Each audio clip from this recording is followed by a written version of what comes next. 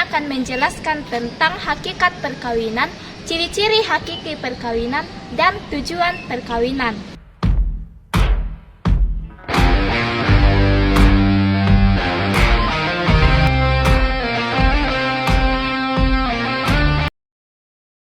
Menurut Saudari Agnes, bagaimana proses pembentukan perjanjian perkawinan dalam ajaran Gereja Katolik?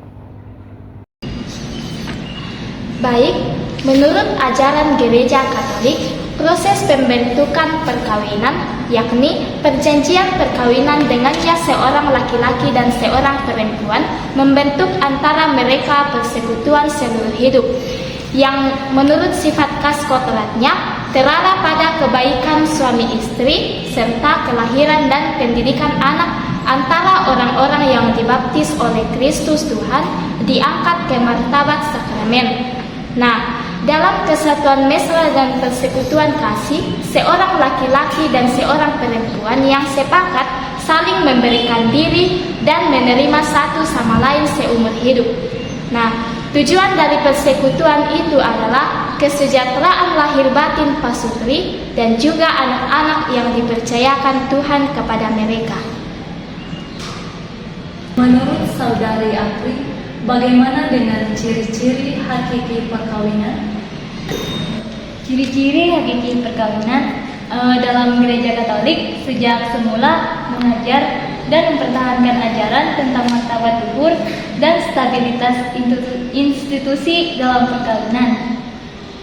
Di dalam itu juga terdapat juga dengan janji setia seumur hidup di hadapan uskup atau imam atau diakon yang berwenang dalam dua orang Katolik atau juga salah satunya Katolik, seperti seorang laki-laki dan seorang perempuan yang telah disempurnakan oleh persetubuhan dipandang oleh gereja sebagai ikatan yang terdapat diputus oleh kuasa manusiawi manapun atau juga dengan alasan apapun kecuali dalam kematian, terdapat dalam Kanon 1141. Dalam ciri-ciri hakiki perkawinan terdapat dua hal. Yang pertama, monogam.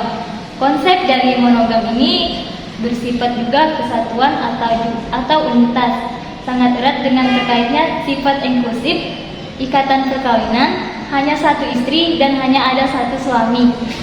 Nah, yang kedua, sifat tak dapat diputuskan. Ini berupa ajaran tentang sifat yang tak dapat diputuskan secara langsung dan menentang dalam perceraian. Oleh karena itu, tidak ada perceraian dalam kamus Gereja Katolik. Perkawinan Katolik dilindungi kepastian, eksistensi, dan juga stabilitasnya, bukan hanya oleh hukum kanonik, namun juga oleh hukum ilahi. Dalam kitab suci Matius pasal 19 ayat 6, apa yang telah dipersatukan Allah tidak boleh diceraikan manusia. Dalam sebuah perkawinan tentunya memiliki tujuan. Nah, menurut Saudari Agnes, apa saja tujuan dari perkawinan tersebut? Ada dua tujuan utama perkawinan, sebagaimana diatur dalam Kanon 1055, yakni kesejahteraan pasangan suami istri dan kelahiran serta pendidikan anak. Nah, pada kesejahteraan suami istri dipanggil untuk menjadi satu tubuh, yang berarti mereka harus saling melengkapi dan bersatu dalam segala aspek kehidupan. Namun, suami istri mempunyai hak atas tubuh pasangannya dan hubungan seksual hanya tertuju dan terbuka pada lahirnya keturunan yang menjadi tujuan utama perkawinan. Nah, pada tujuan yang kedua yaitu kelahiran dan pendidikan anak.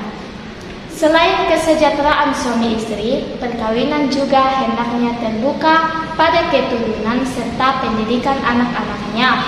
Ketika sudah lahir juga melibatkan suami dan istri untuk mendidik anak-anaknya, karena orang tua lah yang menjadi guru pertama dan utama yang mengajarkan anak-anak untuk memenuhi kebutuhannya, baik itu jasmani, rohani, secara moral maupun spiritual, sosial maupun kultural.